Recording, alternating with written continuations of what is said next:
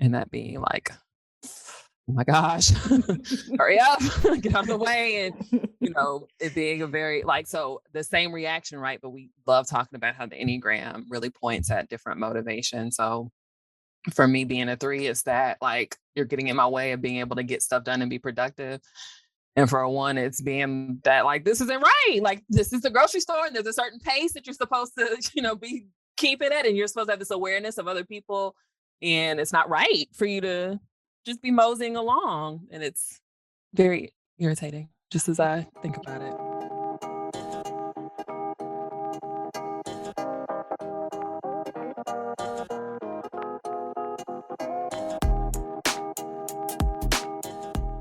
I'm Kim. And I'm Camille, and this is Enneagram for the Culture, where 2 dope Black therapists discuss how therapy, Blackness, and the Enneagram come together. Mm-hmm. Hello. Hi. Back again. Yep. How you feeling? I'm feeling good. I'm excited to chat today. This has been really fun to do these. I know. Can you believe that we're moving along? We're talking about Enneagram 1 today. We're moving along. Yep. But first, how did the Enneagram show up for you this week, Kim? Mm-hmm. Well, so I realized it's really, really cold here. And so, it's kind of hitting us that we're getting near the end of the year. And with that, for me, comes another birthday in January. And it'll be officially 1 year since I have my plant children. And so I'm so intentional. Weekly, I have a whole routine where I take everybody outside and make sure whoever needs food gets food, and water gets water, clean folks up, make sure everybody's good. And I realized today, this is where the Enneagram comes in, that if I'm honest with myself, a part of what is really driving my desire to make sure nobody dies and that they all stay healthy and beautiful is because when I first got these plants for my birthday, my mom kind of made a comment that she didn't think that I would really be able to do it because she doesn't do good with plants. What? And so I called her out on that and we had a good laugh about it. And she's been very supportive since. But I do realize that a part of me is I cannot let her be right. So all of y'all got to stay alive. And so we're doing pretty good now. I saw this interesting post in a Facebook group. I saw you showed me some of your plants. Are you in any groups? Yeah. No, I follow some Instagram accounts though, Black people with plants, because I love my plant babies as well. And but I don't want to get overpowered with plants because I've seen that happen with folks where their houses are now complete jungles, which that's fine. But I've actually shown a lot of restraint. I'm really proud of myself that I have kept it at bay. Yeah. Good for you. What did you see on the Facebook page though? That when there was a post about when you name your plants males, how they tend to be the ones that struggle. And that has been the case for me. Only ones who have given me a little bit of concern about if they're going to be all right have been my males. And that's William and Simba and Mufasa here. William being from Girlfriends. Well, I mean, now that I'm looking at a snake plant right now, Cedric. He's actually been pretty cool. Me and Cedric have been cool for a long time. And all of a sudden, Cedric is deciding, and it's a snake plant. Those are so easy, but he's almost getting too long and he's kind of bending over and he's looking a little sloppy actually. And I need to figure him out, but that's interesting about the males or the females. I would say though, I have more female plants than my male plants. And I actually think I have more affinity to my female plants. Like my female plants, I'm like, oh, this is Stella girl. And this is so-and-so. I'm like, oh, that's Cedric. That's Z. Oh, so maybe there are multiple correlations here. Is that what you're saying? I don't know. That's interesting. Yeah. That's interesting. I also like the memes and things about how Oh, my plants are definitely black. Like these are black. Have you seen that? I've seen, I've not been on social media for a while, and this is probably the only page that I really miss. And it's the one about pets and Black people. There's some of the funniest stuff on there. The funniest stuff. I've not seen the one about plants being Black. I need to Yeah. check that one. They're like, oh yeah, my plants are definitely black. Well, yeah, I mean, literally. Yeah. Yeah. So, So that's your plans. And so you yep. are going to be, I know it, like it's been 1 year in. If I could give you an award for being the best new plant mom, I'm going to give it to you because even when you were talking about your Sunday routine, I was like, oh, she's really doing it. Yeah, yeah. Which is the other part where it's like the three of me, it's I'm at my best when I can really give myself the time to slow down and not work and get grounded. And so that's really what I feel like I'm doing, that when I'm outside, hands in the dirt, maybe listen to some music, but I not love working. that. I love that. I've been loving, even in my own personal life, but just seeing it like kind of on a bigger level, how much plants have had like a Mhm. glow up. I mean, people that are listening probably like, I've always liked plants, but I mean, really and truly, like lately, people have plants and we have our plant babies and there's plant shops and plant Yeah, Instagrams and Facebooks and I guess maybe a function of the pandemic, but I've been loving it. yeah, yeah. It was definitely the case for me. It was over the pandemic. I knew I wanted to kind of pick something else up. And Charlene, um, one of my therapists, um, she started, like, she got into it at first, and I actually think she took a plant that we left at the office home to rehab it. Um, and so then I was like, you know what, I'm gonna get into plants. And so it's been a blessing. I like it. I have a pup, and he, like, when I take the plants outside, like, he always tends to just like gravitate towards them wherever they are and wants to sit by them. Oh, that's cute. Yeah. That's really cute. Oh, okay. Well, plants, best plant mom, rookie of the Ma'am, thank you. year. Thank you. Thank you. Thank you. Rookie of the year right there. For me this week, something Mhm. that I realized of how the Enneagram showed up for me was we are watching the final season of Insecure, right? This is tonight's going to be episode 3.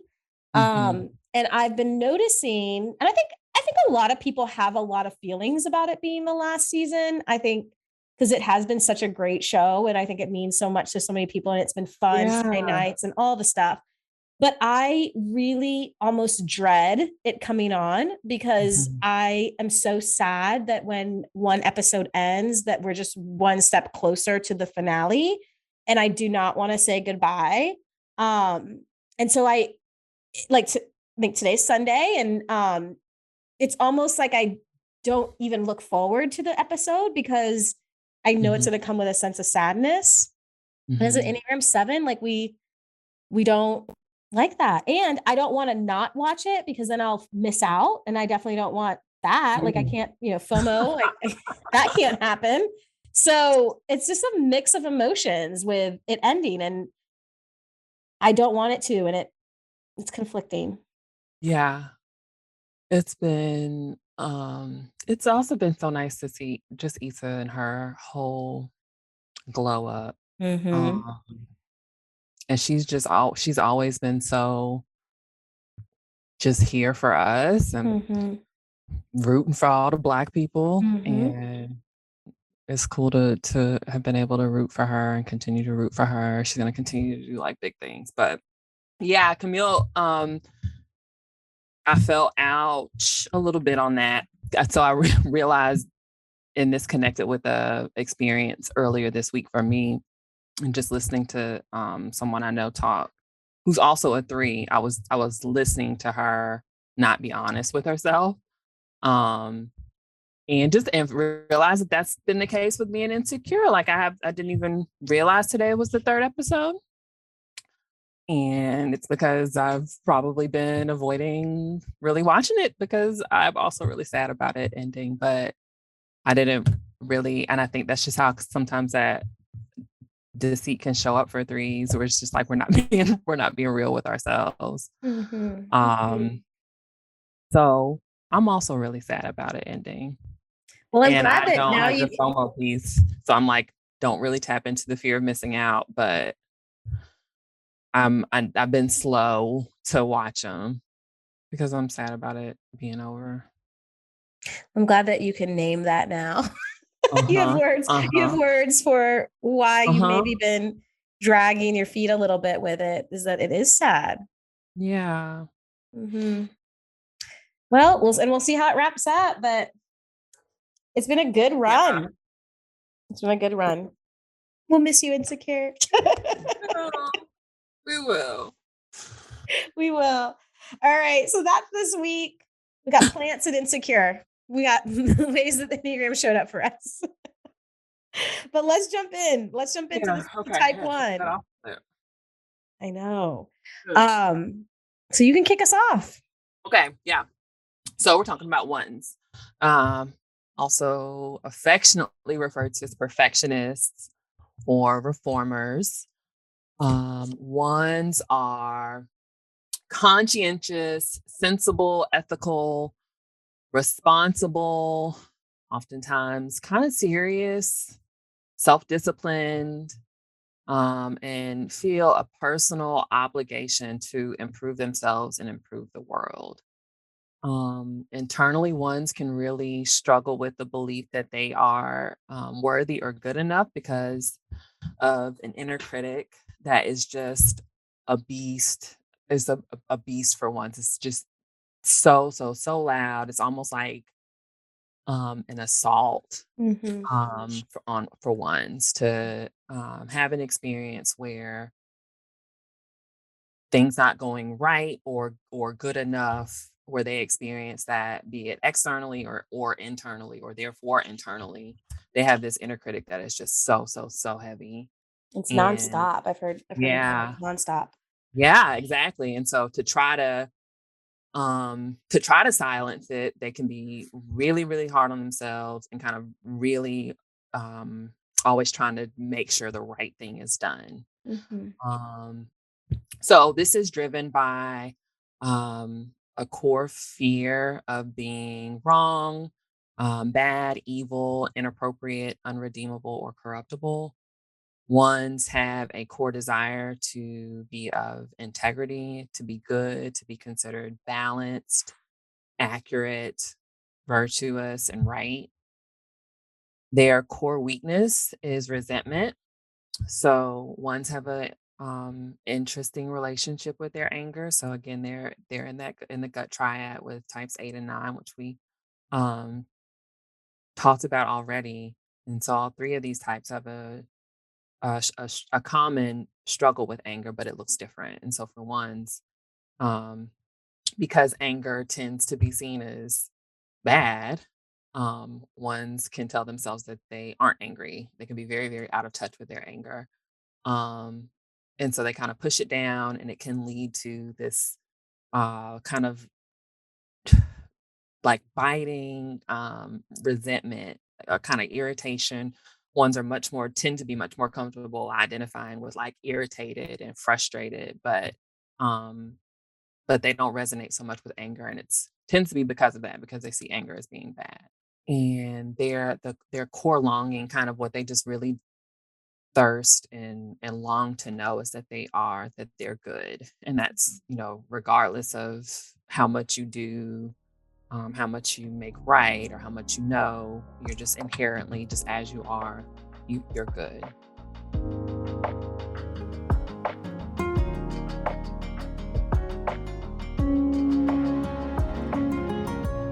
I think that's everything, right? Yeah, that's a good summary of ones. They because of that tension of pushing down that anger, they can have almost like a physical rigidity to them sometimes. So a lot of times they might have some stomach issues or they really Mhm. hold their bellies tight. Their core is usually pretty tight with that tension. And they can be tense in that way. Um, Yeah. that's how it can kind of manifest even physically for them. Oh my gosh. So my other bestie, my two besties are in the gut triad. So my other one is a one. And when he when we've had to have some like tough conversations, she'll be talking and like crack her neck, and Mhm. it's so loud. It seems like it feels kind of violent, and she just does it with such ease, and she doesn't even realize she's doing it. I've had to call it to her attention a few times, and she's just like, "I didn't even realize I do that." Mhm. So just an example of kinda how that tension can manifest really in their neck and shoulders and jaw. Mhm. Mhm. Yeah, Yep. super interesting. So yeah, so they can walk around in that. Um, and so we love to look at like how can numbers access other numbers, other connection points to um kind of balance it out. And so when we look at the arrows for a 1, they move to a 7 in growth. And then they're also connected to the 4 in stress. Um, and I'm a 7, so I love that 1 and 7 connection.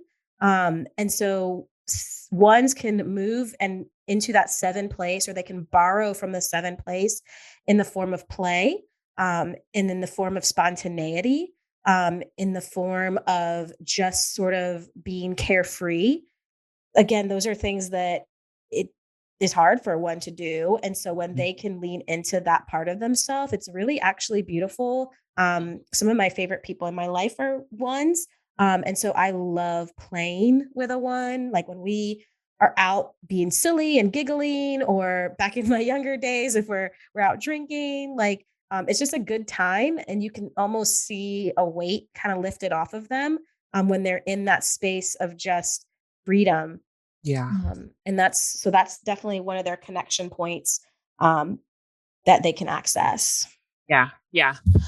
Um, and for the 4, well, I'll talk about, like, the average to unhealthy characteristics of 4, and then I'll talk about some of the ways, ones can move into the more healthy, characteristics of 4s as well. But they can feel, resentful and angry.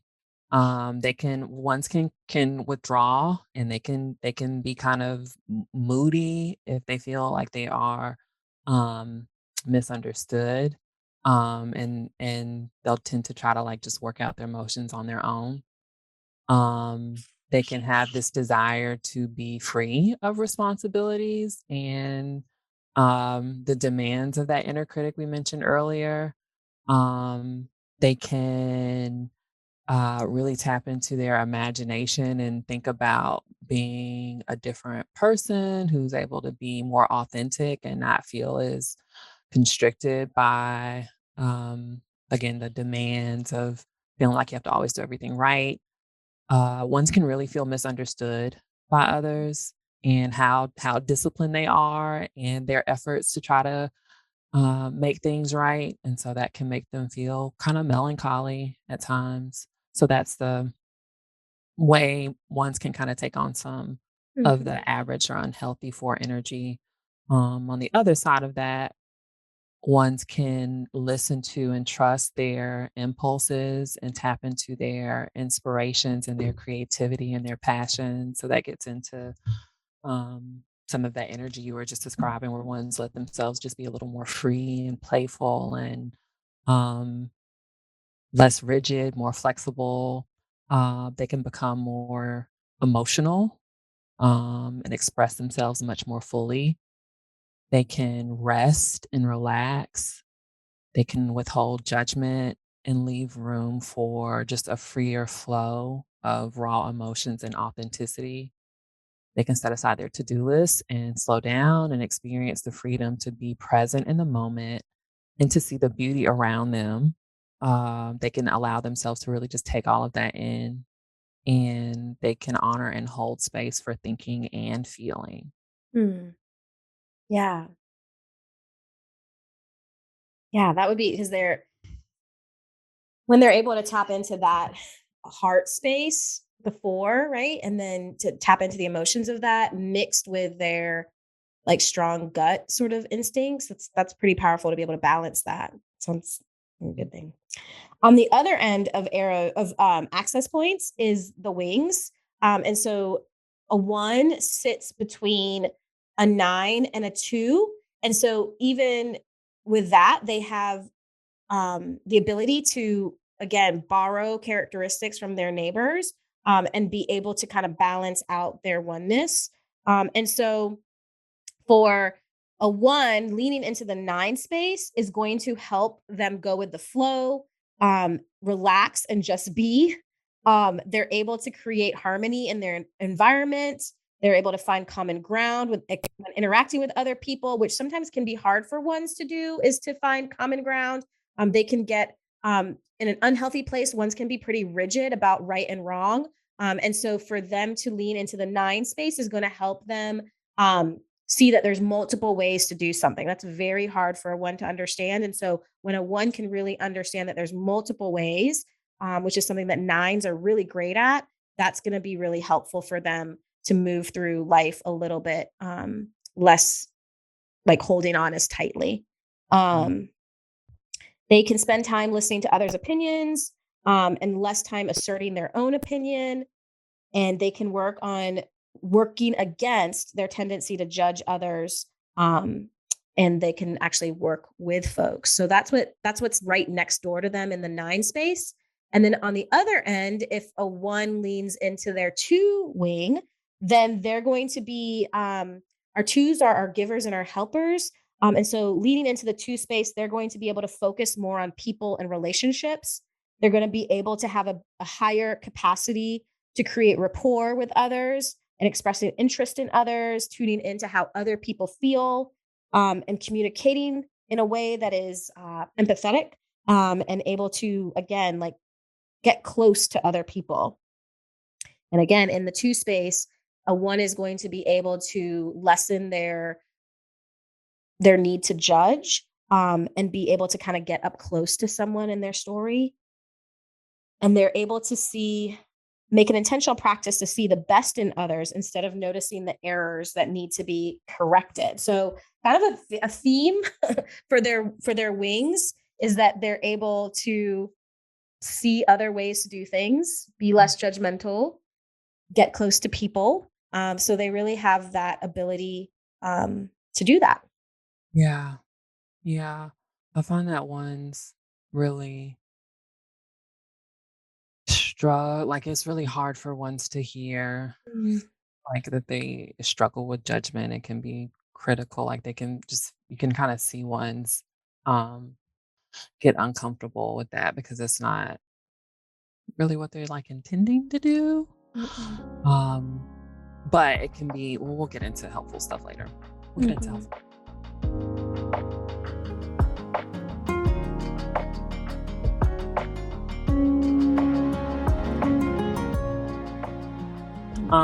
Let's talk about funny stuff.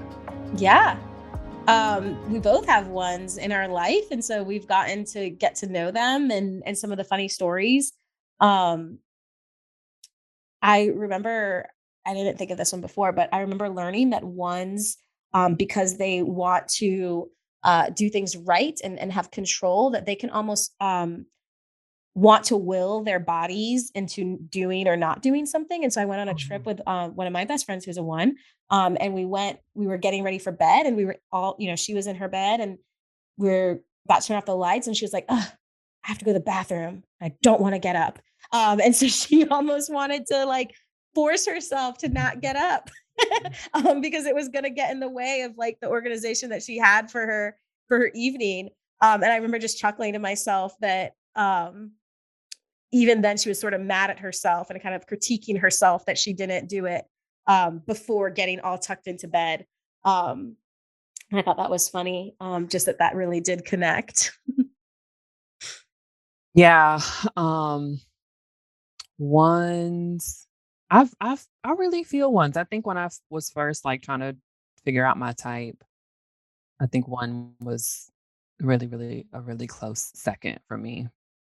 Um, and like I mentioned, one of my really best friends is a one. So one time I sent her a meme about ones and threes and how we react similarly to someone going slow in the grocery store, like being stuck behind someone, and that being like, "Oh my gosh, hurry up, get out of the way," and, it being a very like, so the same reaction, right? But we love talking about how the Enneagram really points at different motivations, so for me being a 3 is that, like, you're getting in my way of being able to get stuff done and be productive. And for a 1, it's being that, like, this isn't right. Like, this is the grocery store and there's a certain pace that you're supposed to, be keeping it. And you're supposed to have this awareness of other people. And it's not right for you to just be moseying along. And it's very irritating just as I think about it. Yes. I think that definitely when a one is right and you have a one in your life, and you are not a one, sometimes it is an interesting experience and you sometimes kind of have to just back down, is what I've learned to do, is just to know that they believe they are right. And they have a reason for it. And it's actually probably rooted in some sort of um, like, because again, they're the reformer. So usually their rightness is because it's not the way that it should be or could be. So it is a kind motivation, but it can be harsh. Oh, Because yeah. when Yeah. it's right, and they don't want to hear it, and they don't want to see it another way. And so sometimes you just have to kind of back down. Is what I Yeah. do. Yeah. I mean, and I would like in my experience, this is the part that could just be really tough if you're not a 1. Most of the time, at least partially, they're right. Mhm, They are. mhm, They are. And so just depending on where they're at and where like what your relationship is like, it can be its own experience to mhm, kind of have to deal with that with the 1 in your mhm, life, mhm.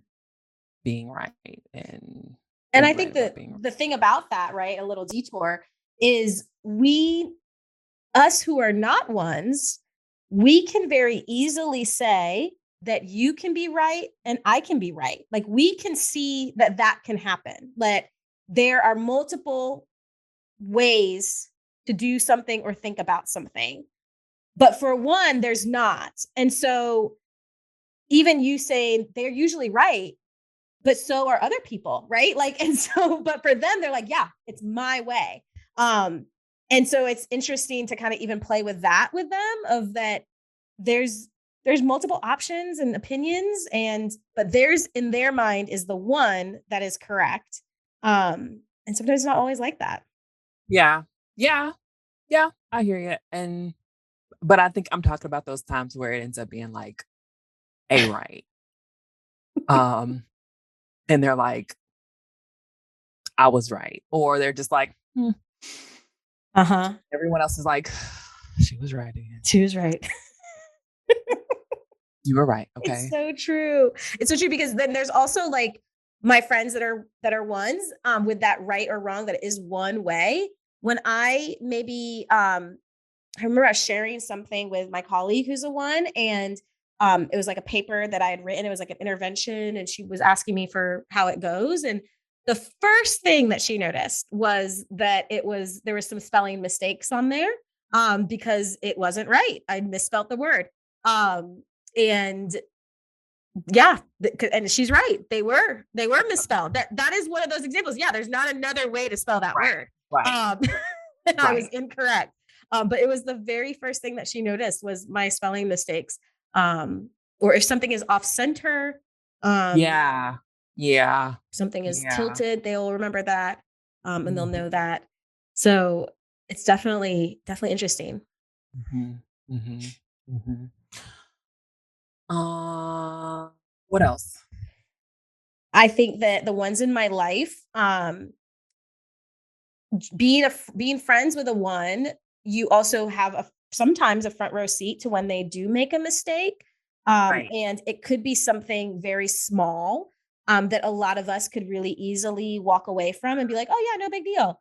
But for them, it will stick with them. It will haunt them. It will really be almost like a little bit of a downward spiral. And it might be something as simple as a misspelled word, that they really will beat themselves up about. That inner critic really comes up loud. And it's funny when it's something small, like a word or something silly, but when it's something big, it can be kind of hard to watch. Oh my Um, gosh, yeah. yes. Yes. Yes. I mean, especially for again, like you said, these are people who they're so good. They're so Mhm, good. They're, and mhm.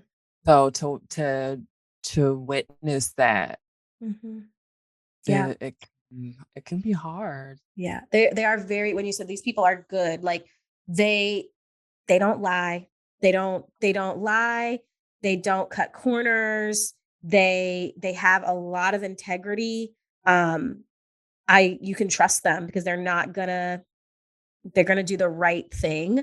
Um, which again is just it's very cool to watch. And then yeah, when they make a mistake, they can really beat themselves up about it. Hey, so a part of our hope is to really connect with you guys. So we want to know what you're getting from this and what you want to learn more about on this podcast.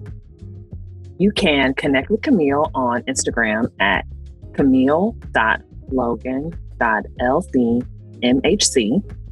And you can find Kim on Instagram at KReeseLCSW. And you can follow us both on Instagram at Enneagram for the Culture. We've dropped the links in the show notes, so check those out too. And while you're there, go ahead and bless us with a rating and a review. Subscribe so you can be notified when our new episodes drop weekly, and share this with someone you know. We'll see you around. I also have noticed that people in my life, they dress the way that they dress and show up in the world. I find it very refined. They're not going to come with a crushed up shirt. They're not going to come with, even with trends. I feel like they're not going to do the wildest trend. They're going to stay pretty much in that middle lane. And they might add some flair here and there, but they're not coming with, purple eyeshadow and all this stuff. Very refined, classic, classy look to them, put together, and just even the way that they dress and the styles that they like. Yeah. Yeah, same. I would definitely say that would be my observation from the ones in my life also. Mm-hmm. And also their decor, like in their home Mm, or in their office, I think reflects that too. mm-hmm. Mm-hmm. Yeah, it's beautiful. It's Mhm. beautiful. So yeah, so those are some of the funny little things about ones. What are the misconceptions, Kim? I would say that they can't have fun, that they're ones so we've used the word or maybe I've used the word rigid, kind of in their thinking, but I think that's a misconception that people kind of have this experience with ones where that's also kind of how they feel, Mhm. um, personally, is that they're very rigid, and so they can't have a good time, but, like Camille has already mentioned, when they're able to kinda tap into some of that 7 energy or even some of the 4 energy and embrace their emotions more. Ones are a lot of Mhm. fun, a Mhm. lot of fun, Mhm. a lot of fun. I co-sign that. Like I said, they're some of my favorite people to have fun with. Yes, I really love. I would never if I was planning a trip. It's not like I'd be like, oh, we don't want to invite her. I'm like, no, we need to invite her. Like, it's gonna be a good time, and she's gonna make sure that the itinerary is like Yeah, both. organized. But she's also gonna make sure we have a good time. Yeah, yeah. I mean, ones like when they can be comfortable tapping into that space and that energy because oftentimes they do feel like they kind of grapple with when it's okay to do that, and so when they do, it is a good time. So I would definitely say that's a misconception. They can't I have fun. agree. I agree. A big like caricature of ones is that they're clean and neat freaks and that they like to clean. And I think that there's probably some that definitely love to clean and enjoy a clean space, but I don't think that is in you have to be clean to be a one. I don't think that they're all neat freaks or all love cleaning. I actually think about some of the ones in my life. I would say that some of them are not Yeah, all the way super clean. yeah, But so I think that that's sometimes a caricature that we see in memes or on the internet around ones is that they're these neat freaks. yeah. Um, yeah, I would say, and the same with this notion that they are not emotional, Mm-mm.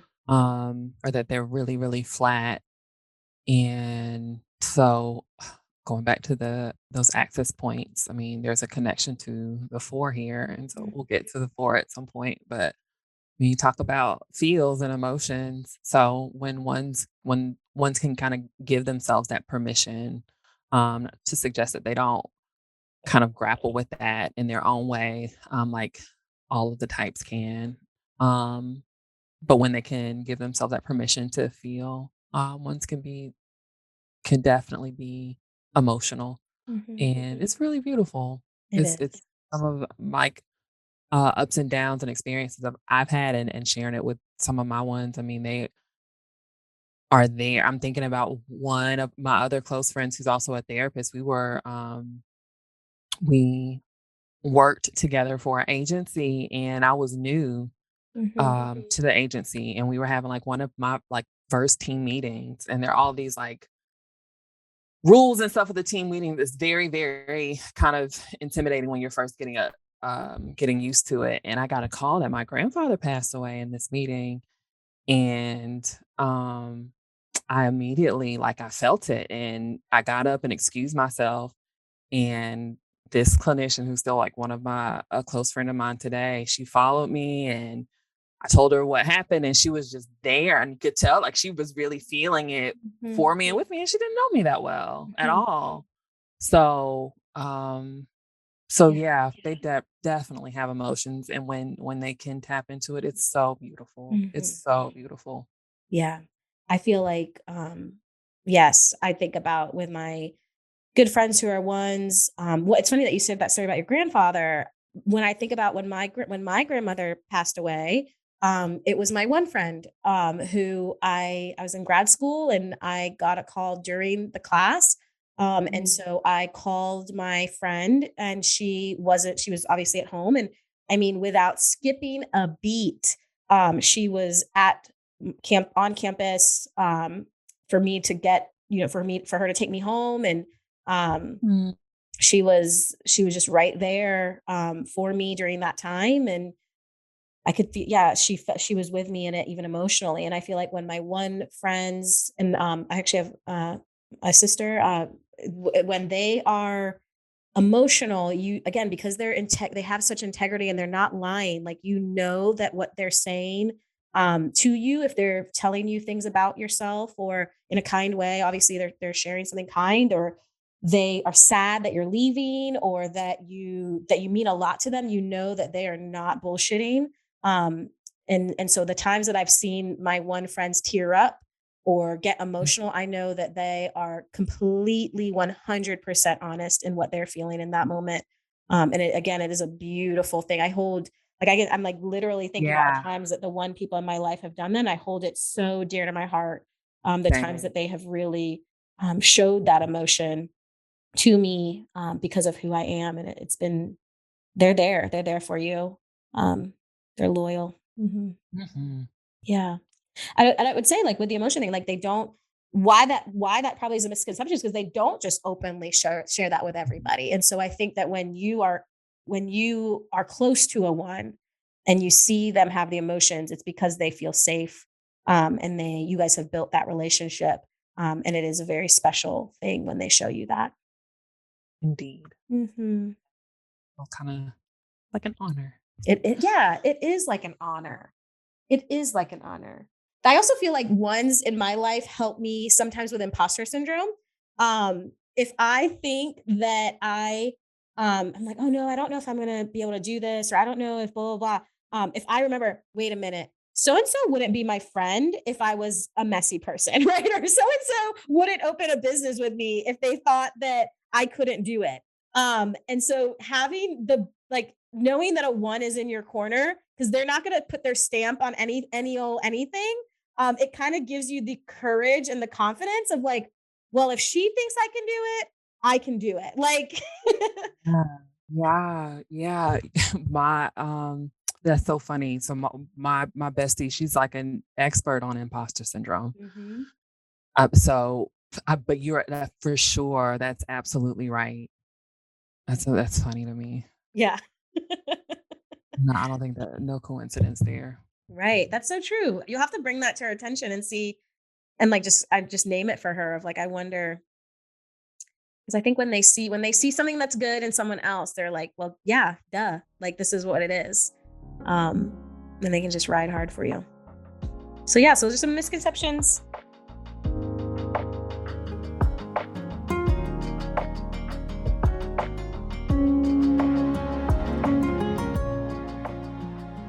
Ooh, okay. So, how does race intersect with type 1? What you got?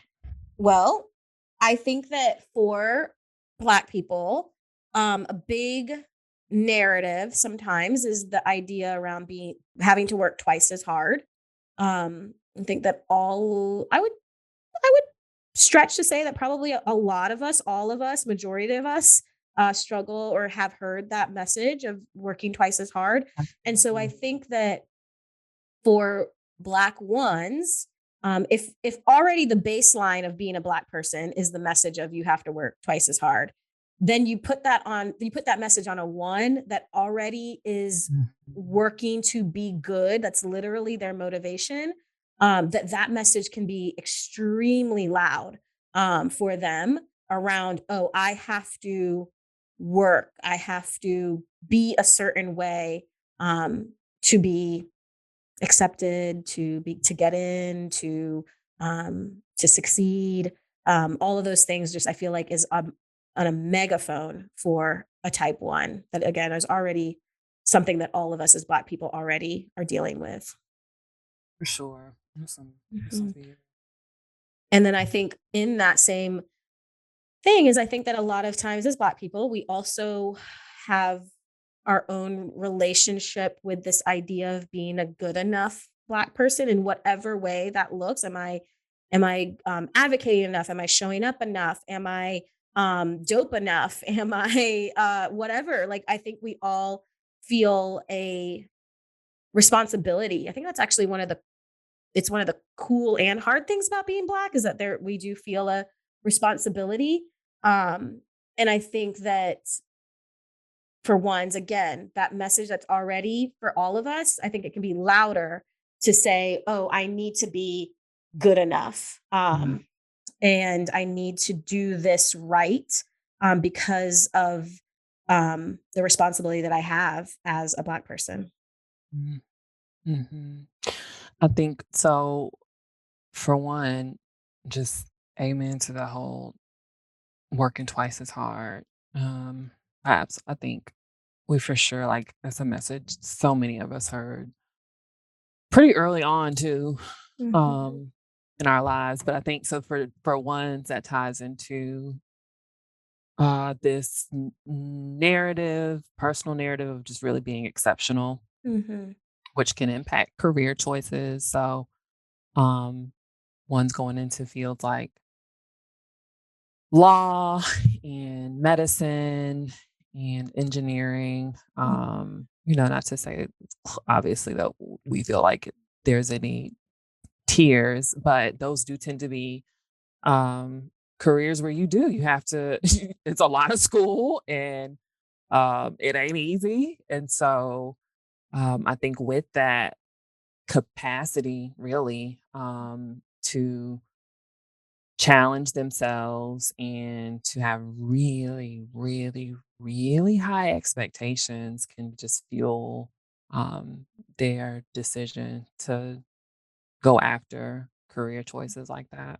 mhm, And then even maybe, sorry, tied to that just a little bit would be, um, so back to the gut triad, anger, another um, commonality for the types in that triad is this passion for justice. And mhm, so, going into something like law or medicine or any of those exceptional career choices, there's an opportunity for impact when it mhm, comes to that. But mhm, for one, to being able to manage um, their their expectations at the same time is important because everything's just not going to always be right, and the reality is there are lots and lots of injustices in this world, but it doesn't change the fact that for once it's very important that things mhm, are fair, that things are just, and that things are done the right way, like with integrity. mhm. Yep, and they feel such a responsibility. Um, that inner critic is really like a big word that I think a lot of ones talk about is responsibility. I feel responsible, and that it is my job to do what I can to do better. And so, yeah, mixing that with justice and fairness, and trying to be the exception that can get really, really heavy. It's a heavy road to walk. Yeah. Yeah, it can be really offensive for ones when things aren't right. Hmm. Like, Hmm. it can really be impactful for them.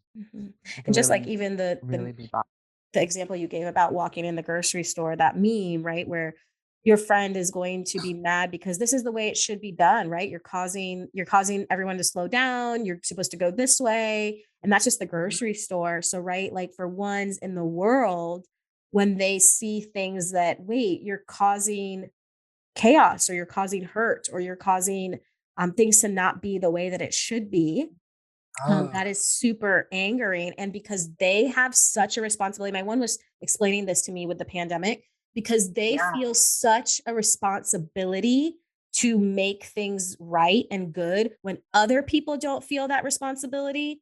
It it's like it's a trust issue and they can't trust. I can't trust people because they don't have that same like motivation of responsibility, and now they're mad, right? And how could people not do the right thing? Because of course I did the right thing. And that's a lot. Yeah, I'm so glad you just brought up the pandemic, but would absolutely just gotta say at this point, if you haven't kinda caught on at just check on your friends that are ones if you haven't, because with all that's been going, I mean, there's just been so much that's been wrong. It's been hard for the ones. Mhm, mhm. I Really, think really that, hard. Yeah. and especially when ones have a relationship with rules too, like they're usually, we didn't talk about that earlier, like they are going to follow rules.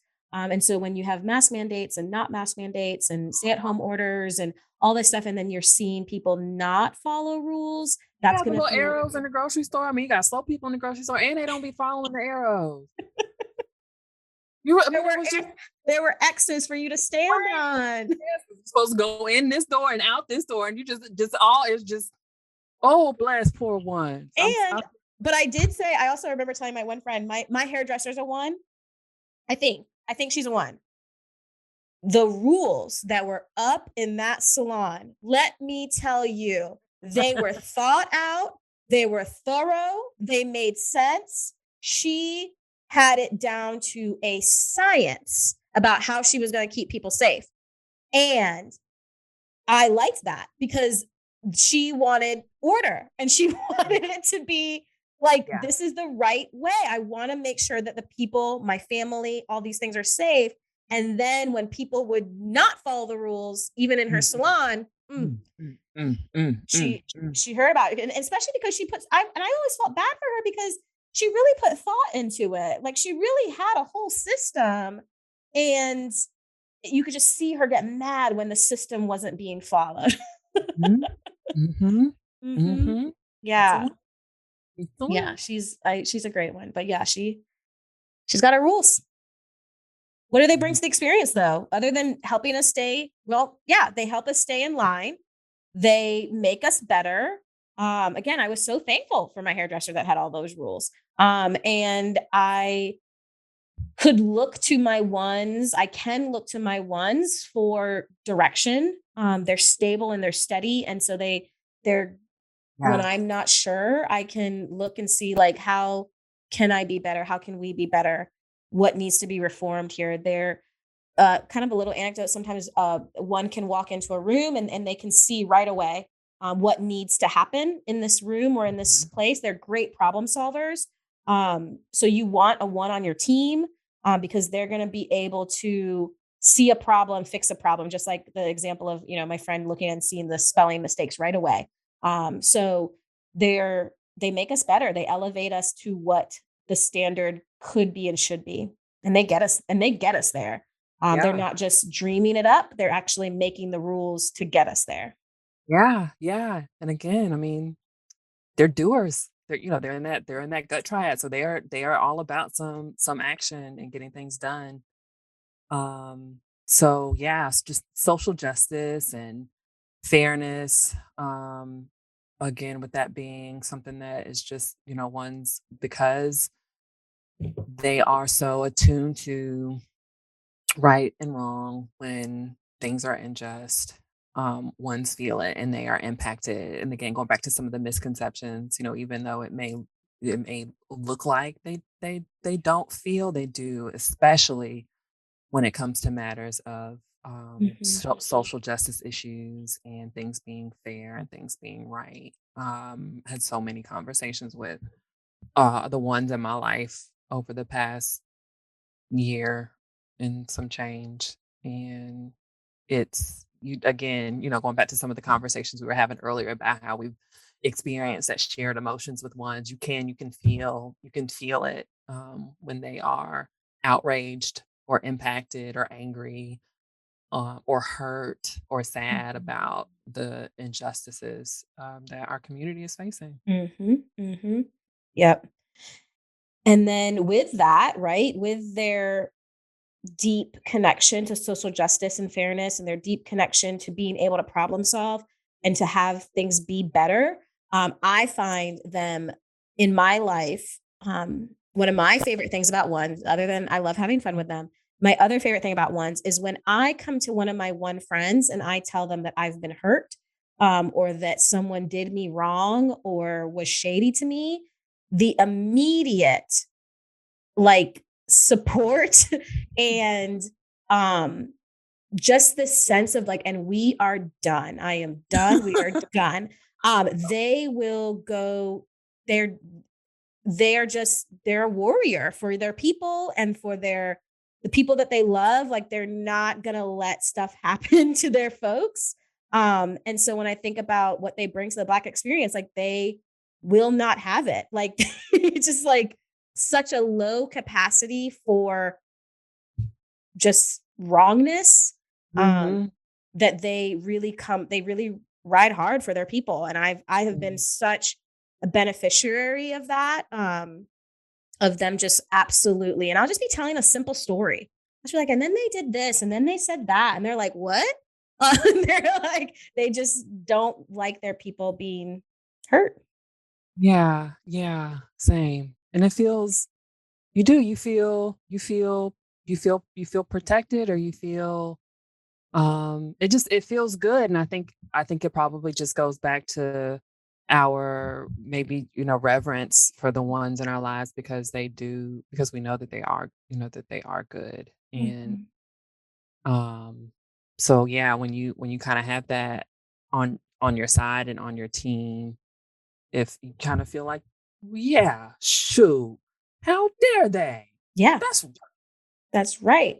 They're not gonna do that to me, say that to me. That system is broken. I don't like them either.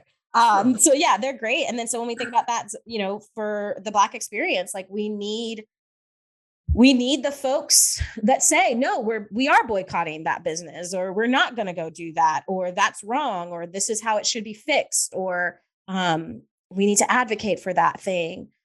So we need our ones in our communities, because they're the ones that are fighting and doing the work to really make some change happen. It's really cool. indeed. Thank you. Indeed. Thank you, Oh, let's ones. grow. Yes, thank you, ones.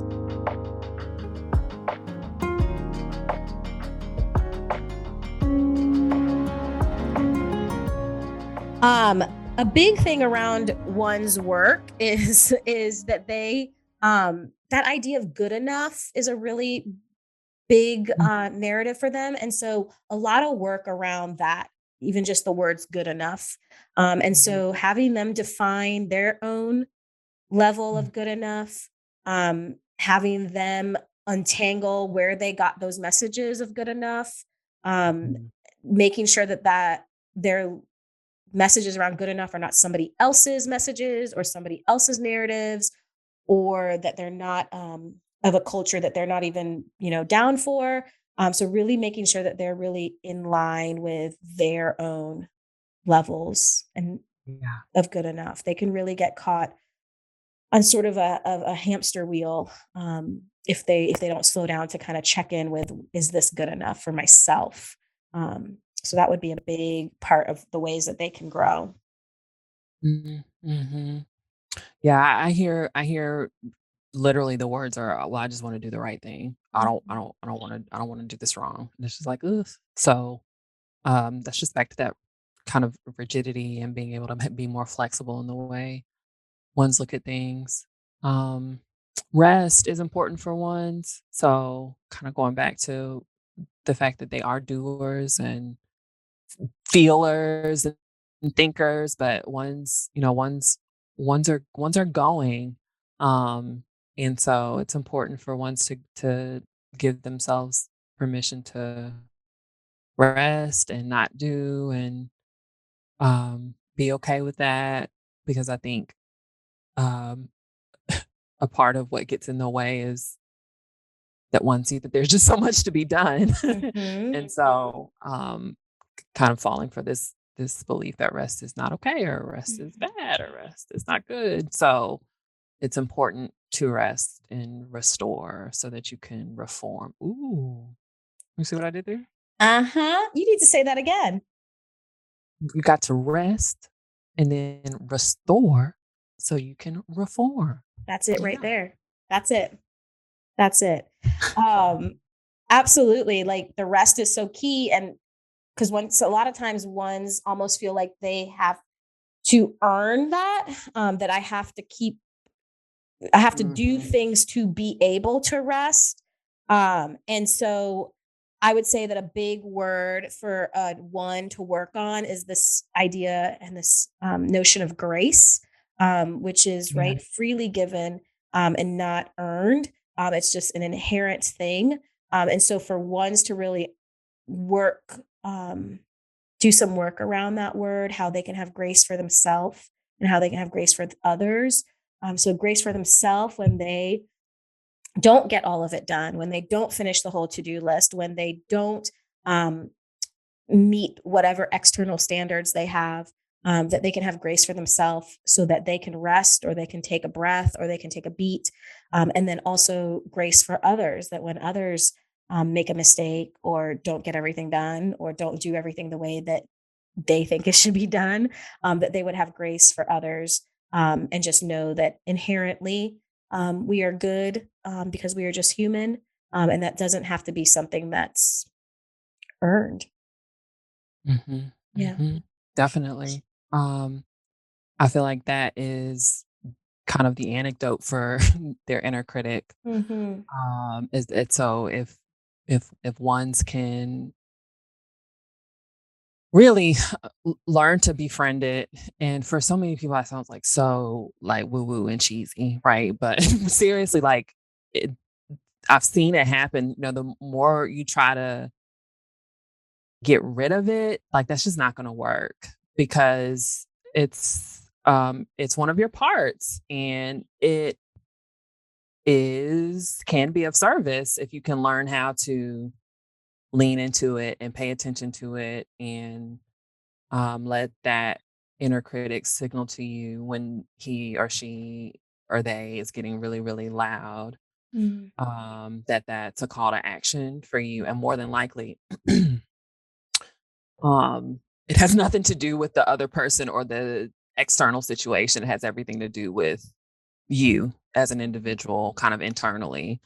Um, One's like the other types in the gut triad, and like all of us have their issues with control, honestly.